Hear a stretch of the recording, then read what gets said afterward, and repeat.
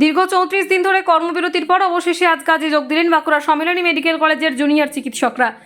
Duty roaster মেনে আপাতত emergency বিভাগে কাজে যোগ দিয়েছেন জুনিয়র চিকিৎসকরা। রোস্টার অনুযায়ী ইমার্জেন্সি পরিষেবার সঙ্গে জুনিয়র চিকিৎসকরা যুক্ত হওয়ায় ধীরে ধীরে স্বাভাবিক হচ্ছে বাঁকুড়া সম্মিলনী মেডিকেল কলেজের চিকিৎসা পরিষেবা।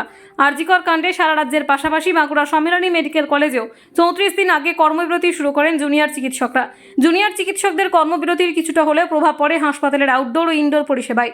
পরবর্তীতে আন্দোলনকারী জুনিয়র চিকিৎসকরা প্রয়োজন অনুযায়ী অলিখিতভাবে ইমার্জেন্সি পরিষেবার সঙ্গে যুক্ত হলেও লিখিতভাবে আজ সকাল থেকে ডিউটি রোস্টার অনুযায়ী কাজ শুরু করেন জুনিয়র চিকিৎসকরা। আর তাতেই কিছুটা হলেও সকাল থেকে মেডিকেল কলেজের চিকিৎসা পরিষেবার হাল বদলাতে শুরু করে। জুনিয়র চিকিৎসকরা এইভাবে ইমার্জেন্সি পরিষেবার সঙ্গে যুক্ত হলেও তাদের দাবি আন্দোলন থেকে তারা সরে আসছেন না।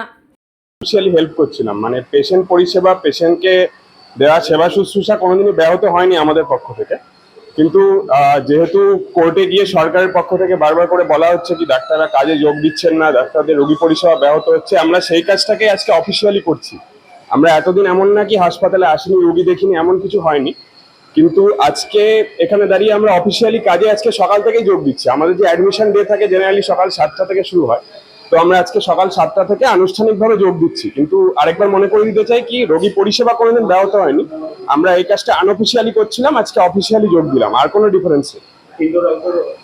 আউটডোরে আমরা এখন যেটা আমাদেরকে কথা দেওয়া হয়েছিল কি আউটডোর এবং শিডিউল ডিউটি সার্জারির পক্ষ থেকে বন্ধ থাকবে এবং যে অপারেটিভ সাবজেক্টগুলো আছে সেগুলোর পক্ষ থেকে বন্ধ থাকবে। শুধুমাত্র আমরা এমার্জেন্সি স্বাস্থ্য পরিষেবা আজকে থেকে চালু করলাম। এবার আমরাও নজর রাখবো কোর্টের দিকে কি বাকি যা স্টেপের দিকে, সেই অনুযায়ী আমাদের যে সেন্ট্রালি যেটা ডিসিশন মিটিং হবে, যেটা ডিসিশন হবে সেই অনুযায়ী আমরা পরবর্তী স্টেপ ঠিক করবো।